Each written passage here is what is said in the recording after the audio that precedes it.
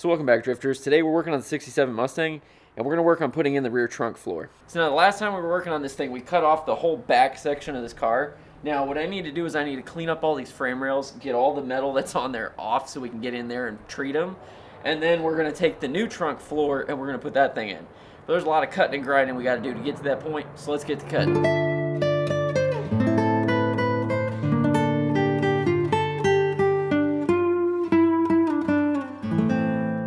Okay, so what I'm doing here is I'm grinding all of these pieces so I can see the spot welds, and then I'm going to come back with a spot weld cutter and cut them all out. So you can see here's the frame rail, and it's just this thin little piece of metal here that we're working on getting off. The other spot that we have to worry about is going to be to the actual fender well in here, but there's a little pinch weld on the other side of the frame. Okay, so under there is where the other pinch welds are, so these are going to be a little bit trickier to get, but we should be able to do it. So my thought here is what we can do is we can first get all these cut out. So we get this piece flipped over, and then we cut right along the edge there so we can actually see what we're doing. And then we can get access to it from above instead of trying to do it from under where there's no room. So we'll see if that works. But I could be totally wrong, and this could totally backfire in my face, but we'll just have to try it and see. Okay, so the one tip I have for you when it comes to building these cars and doing these projects is to do everything one piece at a time. Because if you start thinking about the entire project, it's just going to be too completely overwhelming. So what I like to do is I focus in on the one thing I'm doing. So like right here, for instance, I'm just grinding away and then taking an air hammer and peeling away this metal like butter. I can't tell you how satisfying it is when you're actually going at this thing with the air hammer, because it literally turns metal into butter. I mean, it works really, really well. But when it comes to actually cutting this thing up, I found that cutting it into small pieces and bite-sized chunks makes it a lot easier to handle than trying to do it all at once or try to remove an entire panel at once. I find it's a lot easier when you're just doing little sections at a time. So like here, what I'm doing is I'm cutting out the back section of this quarter just so I can have access to cut more of it open and then fillet it open like a fish. I mean, it works really well and it makes it a lot easier, so you're not so overwhelmed on just trying to take everything all at once. I mean, even in this center section here, I'm working on the cross member, and what I'm actually doing is just trying to separate the top sheet metal from it. So when I cut it, I'm going to basically cut it in half down the middle, so that way I can kind of split this thing open and just tear it out. It's kind of tricky though, because it's attached at a lot of points that are hard to get to inside the car. So what I found is sometimes I'd have to use a combination of drill, or I'd use an angle grinder, basically anything I could to get in there and break the welds. And then, of course, I ended up having to cut out the floor because it was in the way, and eventually we're replacing this whole thing anyway, so I figured why not just make a few extra space for us to work with. Surprisingly, for about 50 to 60 years worth of damage, there's not a lot of rust in this thing, so I'm really happy with what I found inside these frame rails. So if any of you have ever wondered what it looks like to be completely overwhelmed by a project, this is it, okay? I've gone really far in this build, and I'm at the point of like, oh shit, am I in over my head? Because at one point, the other night when I was working on this thing, I was like, you know what? It would feel real nice just to cut this thing in half and drop it off at the dumpster, because this is a lot. This is a lot. Let me show you. So one thing you'll notice here is I got all these spot welds taken out and drilled out, no problem. Luckily inside here's pretty good. Most of these frame rails look okay. There's a little bit of rust, but we're going to be treating all that. Not a big deal. I'm going to be doing the entire inside of this thing with POR 15 just to make sure it's nice and good. But the real issue is like down here in these fender wells. You'll notice obviously we're replacing the fenders, but I didn't realize just how bad these wheel wells were. I mean, they are completely rotten. So that's going to have to go, and then this one is also going to have to go, and you can kind of see the outline of where I had to cut, because it kind of goes up around there, all the way around, and then to the other side. But let me show you how bad it is in there. Wow, the acoustics in here are terrible. Anyway, this is kind of the strange part, because I cut out the entire floor pretty much. And the bracing for this thing I left in here from the factory, so I don't have a lot of bracing, and I'm kind of fingers crossed hoping it doesn't shift too much. It seems like it'll be fine, and luckily I've got measurements to go against. But anyway, let me just show you what's on this side. So what I did is I basically cut down to where the torque boxes are just to reveal the inside of the frame rail. Let me show you. I basically just have this folded over because this was such a pain to do. I'm gonna end up cutting this the rest of the way out when we do the floor, but I don't wanna fully remove that until we have the floor in here and we have this section here just for structural reasons. I probably already cut too much as it is, but I got frustrated. So anyway, inside here it looks pretty good. You can see there's a spot there where the actual leaf spring would be bolting to, so that one's good. And then over here it's kind of the same story. pretty much both the same exact thing. So now what we got to do is we got to go in here, clean all this out with degreaser, and then we're going to etch the whole thing with phosphoric acid. Phosphoric acid. So it's commonly used in restorations. Basically, it's going to neutralize the rust and allow us to then bond the POR to the metal. Yeah, it's basically real simple stuff. But first I'm going to degrease this whole thing, and then we're going to go with the metal etch, and then we're going to lay down the POR. So this may take me a few days to do, but that's the game plan.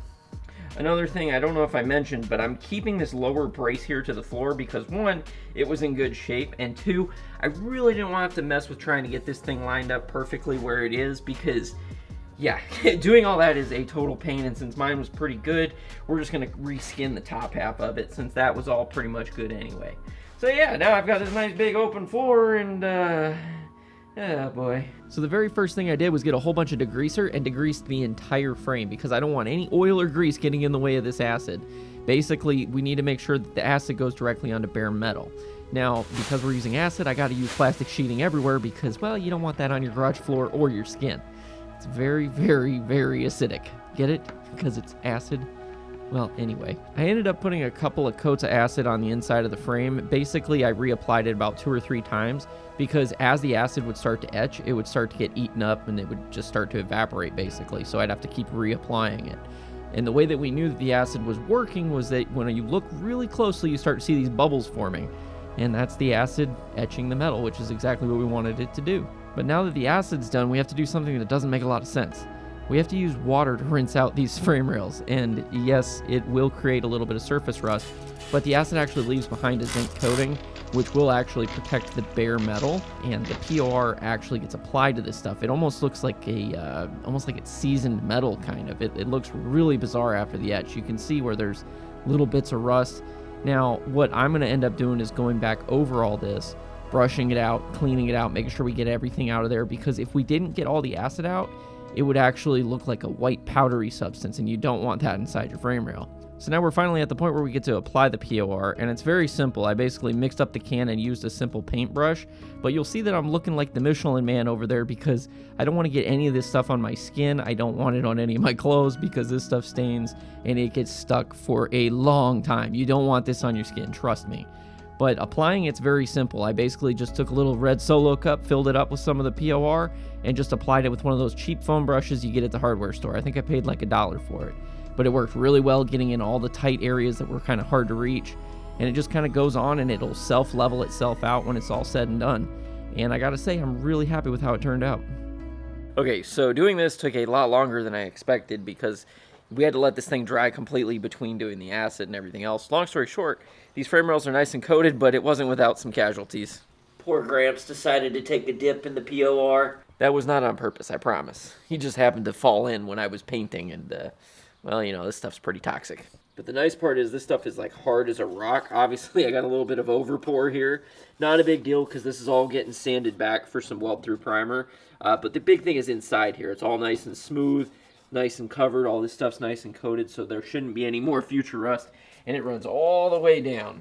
I mean, I've got it running all the way down into here, and I've got it coated all on the inside of this piece here as well, so it's all looking really good. So now comes the fun part of trying to get the whole rear subfloor put in here.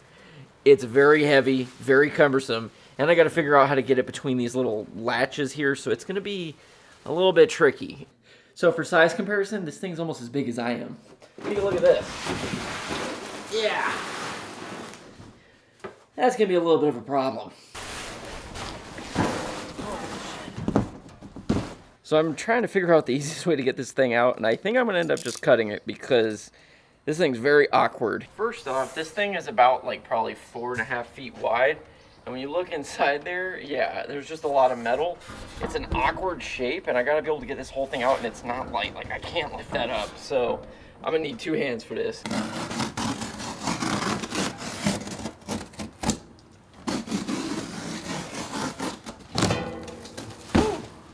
Actually pretty cool. But anyway, this part's kind of cool.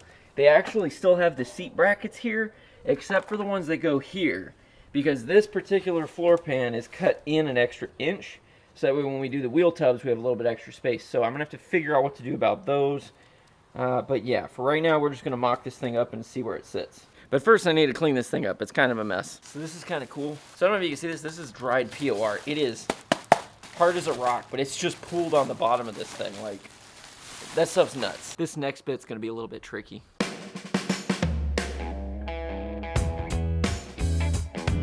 It's hitting the inner wheel well. It's like we're just barely getting stuck up there, but it's on the wheel well. I'm gonna bend those wheel wells out. Does that help? It's so close. So I think looking at this, I'm gonna have to cut the wheel wells to make this thing work. Oh boy.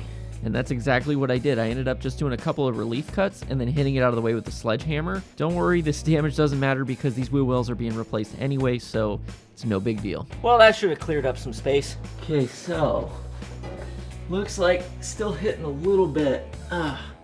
So close. I just need to hit it out just a little bit more. Oh boy.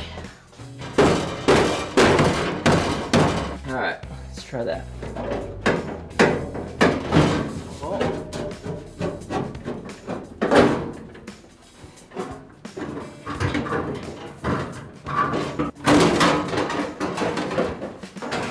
Yeah, this thing's not going in with this piece here. It's connected to the wheelhouse here, and it's just all up in the way.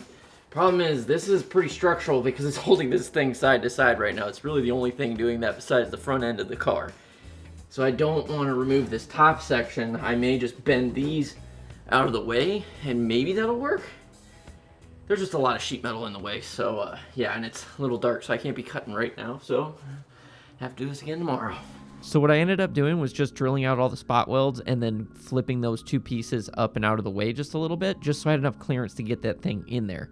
In the future, I'll be able to bend those things back into place. Okay, so I finally got this thing in here, and we've got a couple more fitment issues. If it's not one thing, it's always another. So the idea I had to get it fitting inside here is correct. Now we actually have it up here where it should be. We have it fitting pretty decent up here, but the real problem's over here in the back.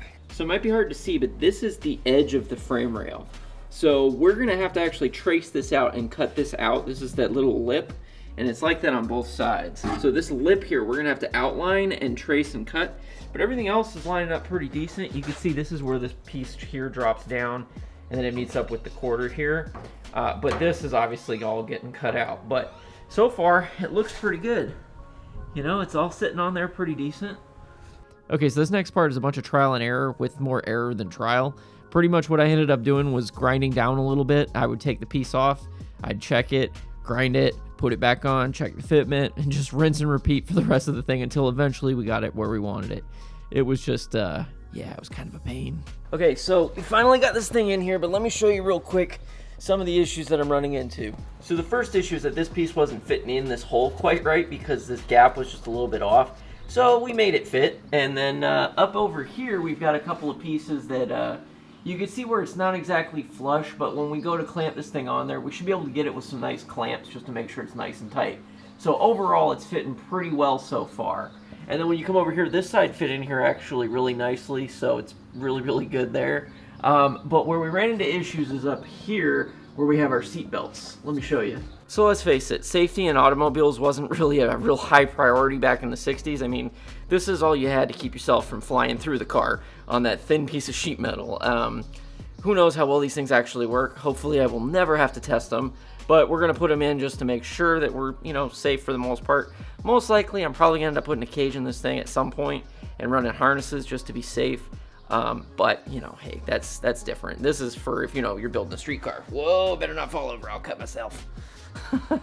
Jesus, I've got no balance. Okay, so you can see there's a little bit of frame rail there. So in order to get this to fit, it's a little bit off of where it goes. It goes on the other side, but you get the point. So I'm gonna have to definitely thin out this part of the frame rail a little bit. And it's the same story on this side. It's just hidden behind this panel here. So you can kind of see where the hole is there. It's very small, but we don't have a lot of room to work with, and we're gonna have to grind out like a section here just to put that plate in there, but it should fit. Okay, so this frame rail is notched now, so we should be able to fit this in here pretty nice and easy. Now, the next major issue we have is over here. This piece here is interfering just a little bit, so I may have to modify this to get this to fit. But also, I had to cut this really thin inside here, and there's almost no room to weld in there, especially right here where it just barely pinches. So I may end up just having to box this section of frame rail and then weld to the top of the box. So to give you an idea of just how much I had to grind this thing, I ground down pretty much flat up here, and it goes all the way up to where the axle stop is. It's pretty much the same on both sides. I had to take a little bit more off on this side here. Not exactly sure why, but I think it just has to deal with the placement of this thing. So yeah, so this is all nice and trimmed up now, but this is where I'm probably gonna end up running a box. I'm just gonna have like a flat plate through there, welded on here, and then we'll weld that top piece to this. So yeah, that's kind of the game plan right now. All right, so I'm gonna get back to fiddle dicking with this thing, get it ready for welding, and then hopefully, maybe tomorrow I'll be able to get this thing welded in. So what I did here is I took some 16 gauge steel and I cut it into strips, and I made those strips fit into the frame rail just right. I had to basically go back and forth with the grinder. It's a bit of a pain. So then I coated everything with weld-through primer just to be safe, because we really want to prevent rust where we can. But luckily this weld-through primer dries really fast, so in about 20 minutes I was able to start welding on this thing. Now the way that I welded these strips into place is I would do a little tack weld here and there, and I would basically go across it from one piece to the next. So I'd give it time to cool, so I would just basically articulate from one side to the next and just kind of slowly build up a stitch weld, instead of doing it all in once and introducing too much heat at one time. Controlling that heat is really important, because if we put too much heat, it's potential that we could actually warp this frame rail. Considering that I don't really have a lot of bracing, it's very important we control this heat as much as we can. So I did the same thing on the other side just to make sure that we were being consistent, because if we were going to make a mistake, we wanted to make sure we made equal mistakes on both sides, you know what I'm saying? But at the end of the day, these welds are very strong. This thing's going to hold up for a very long time, and honestly, it's probably stronger than what it was just right out of the factory, because whenever you box a frame, it just adds a lot more rigidity to it. So overall, I'm happy with how these things came out. But what I wasn't happy about was having to sand down the entire frame rail. Now, I probably didn't have to do this, but I really wanted to treat all the surface rust and any of the dirt and debris and everything that was on these frame rails. I don't know why I thought going at it with a sander was a good idea, because I forgot I had a die grinder. Holy crap, using a die grinder is so much faster and so much better for getting in these little nooks and crannies. I mean, it just works. So definitely, if you have one, use it, because it works so much better. But yeah, I mean, I would have to say that it's fitting pretty good. We still have a little bit more work to do, but we're getting there. So you know they say when it rains, it pours. Well, we're kind of running into another issue here, and that's when we're going to put this floor pan in here, the like rear section, we're hitting on the bump stops for the axle. So what that means is I'm gonna have to cut those suckers out and then figure out what I'm gonna do with those way later down the road.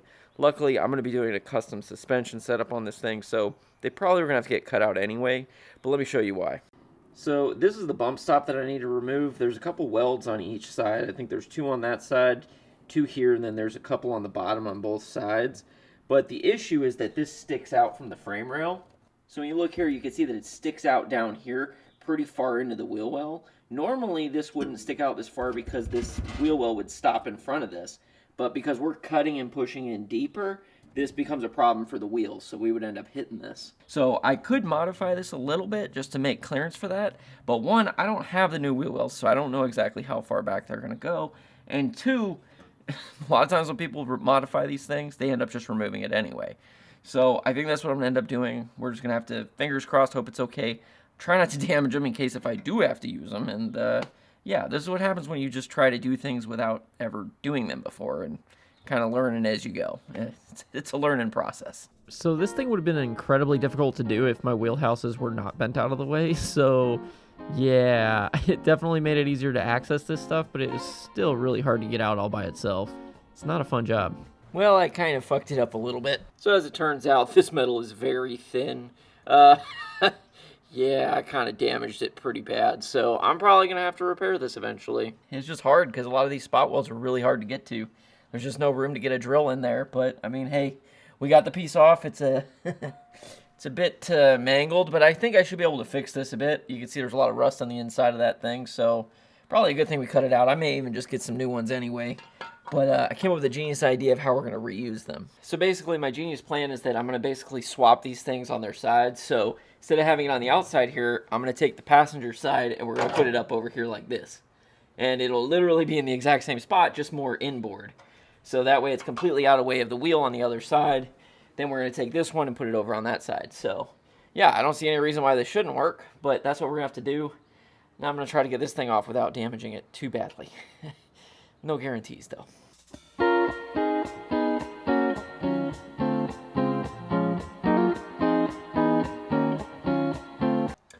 Well, I screwed up this side too.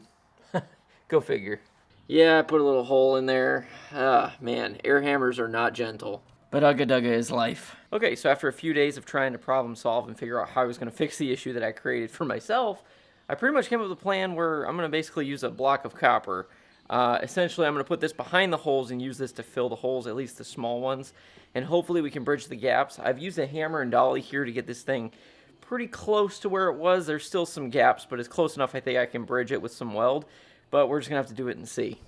So if you look here, I basically took this piece and I put this flat back down, got it really close. Same thing on these ones over here, and then obviously these holes here we're going to have to fill. But that's where the copper is going to come in handy, because the copper should be able to set right on the opposite side of it, just like this, and then we'll be able to weld to the back of that. Hopefully it won't stick to the copper and it'll just fill there, but we're just going to have to try this out and see. But anyway, let's get this thing prepped up and ready to weld. So I guess one good thing that came about this is that now I get to clean up all the rust that was behind the bump stops.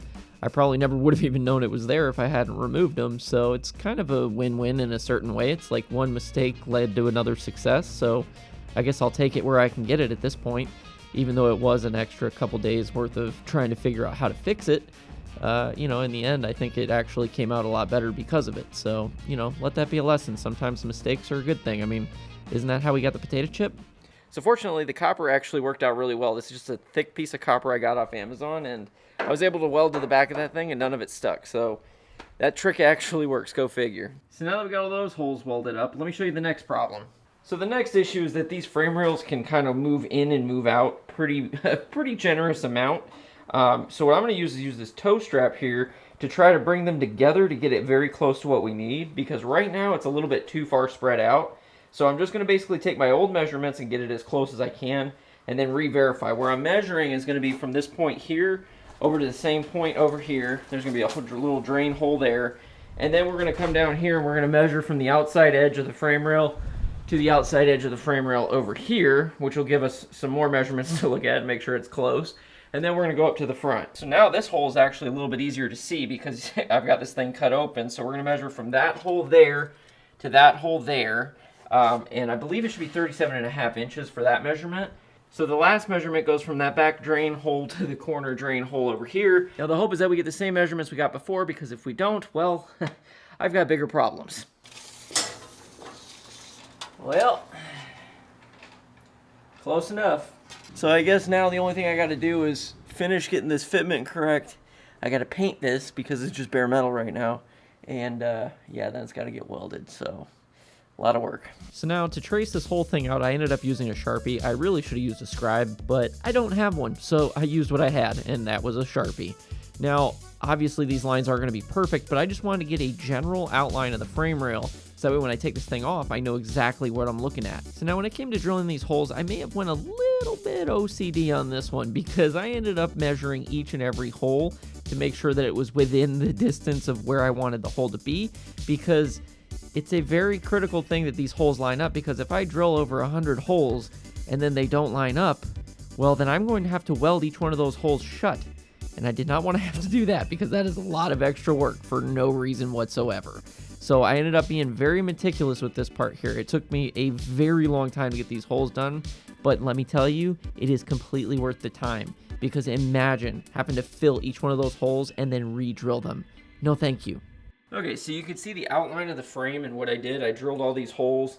I measured each one of these, and so what I did was I basically measured from this point in, and for me I had to do about 5/8 because when I marked it, the pen was about 1/8 of an inch off of the frame, so got it pretty close, and I think these holes look pretty good, but we won't know until we slide this on there. So let's put it back on and see what we ended up with. Please, please, please let these holes line up.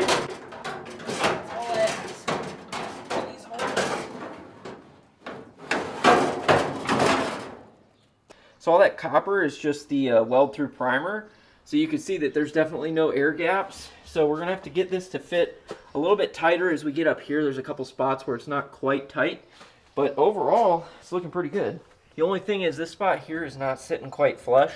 So I may have to figure out how to get this to fit properly. But as far as our holes go, they're in the correct spots. It's the same story up here up on the top too. So that's a huge victory, because if that thing didn't line up, I was going to cry if I was going to have to fix all those holes. But They do, they fit. So next step is going to be getting this thing to fit a little bit better, and then hopefully welding this thing on there. So yeah, one day at a time. Okay, so now that we got it fitting really good, the next thing I need to do is actually paint the rest of the frame, because doing it once this piece is in is going to be very difficult. Now, I picked up this stuff called Steel It. I've never used it before. I hear a lot of good things, so we're going to try it out. I got just plain black, and we're just going to see how it looks. Hopefully it'll look better than it did before, and actually provide a little bit of protection for rust and all that fun stuff down the road. So before I could spray the Steel It, I needed to clean the entire frame rail yet again using a whole bunch of acetone. I mean, so much acetone that I literally have a little gallon jug with me. So once I get it all cleaned up, I take the Steel It and I spray it all down, and let me tell you, this stuff comes out like a dang cannon. It is ridiculous. But I'll tell you what, the coverage is really good, and I think it applied very nicely, and this stuff actually hardened up hard enough that later on I was actually hitting it with a hammer and it was not chipping away. I was actually really impressed with this stuff. And not to mention the fact that when this stuff fully hardens, it's technically weldable like steel. Incredible. So I'm actually really happy with this stuff. The thing is, it comes out like a damn cannon. When I clicked the spray button, it went, and I just got this big old splat on there. I had to wipe it off and start over. But like, man, that stuff gets some pretty dang good coverage. So we'll see how well this stuff dries. I need to do a second coat in about 6 hours. So I'll do that, and then we'll see just how hard this stuff is in a couple days. And then we will finally be able to weld up the trunk floor. So yeah, see you soon. So something that is very important when it comes to welding this thing in is that we need to make sure it is in the perfect position before we weld anything, because if it's not, the whole thing's going to be out of shape. So this is where the clamps come into play. Okay, so I ran into a slight problem with clamping this thing. There's some spots where the clamps just don't reach. Let me show you. So if you see here, I've got one of these super long clamps. Now, one of the problems is that it doesn't reach all the way down, and I can't get to it from this side over here because this is in the way. And sure, if I had a better clamp, it would work, but finding one right now is really hard. So what I'm going to do instead is use some of these sheet metal screws, and we're basically, the spots where we can't reach with a clamp, we're just going to screw in between. It'll pull the two pieces together, we'll weld, pull the screw out, and then fill the hole. It sounds a lot more complicated than it is. So basically what I would do is I would do a little bit on one side and then switch to the other side. I'd make sure I clamped as close as I could to the point that I was welding, so I could make sure the metal was as flat as possible.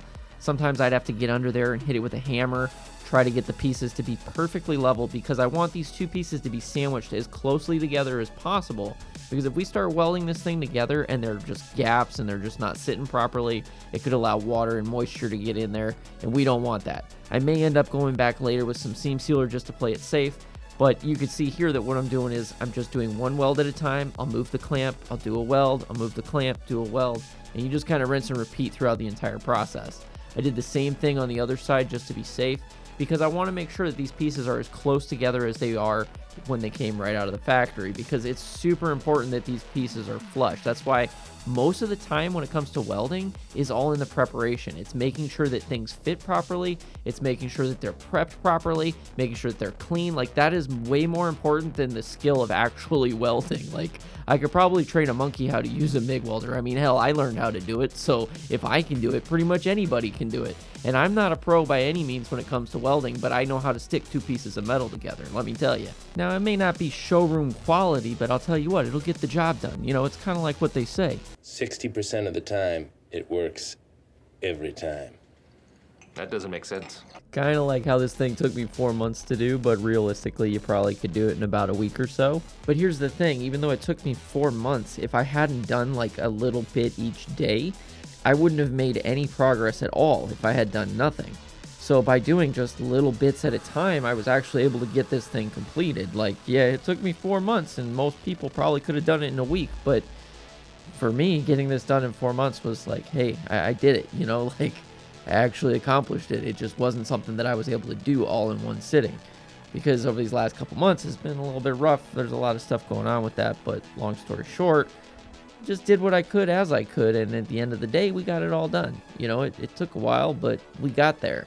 And I think the end product is actually going to be great, because this thing is structurally sound, it's strong, and, you know, once we get this thing painted and everything else, I mean, it's going to be nice. It's going to be a nice car when we're done with it. But we got a lot of work to do.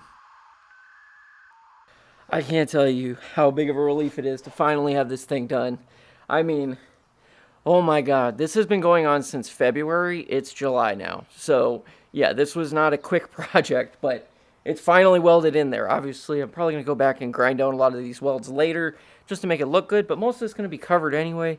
Plus, this is going to be a driver. This isn't a, you know, restored beauty queen, trailer queen. This is going to be, like, driven and a lot and pretty damn hard. So the most important thing is that this thing is structurally sound, and so far, we're making some serious progress. But I think I'm going to need a break from the Mustang for a little bit because this thing has been killing me.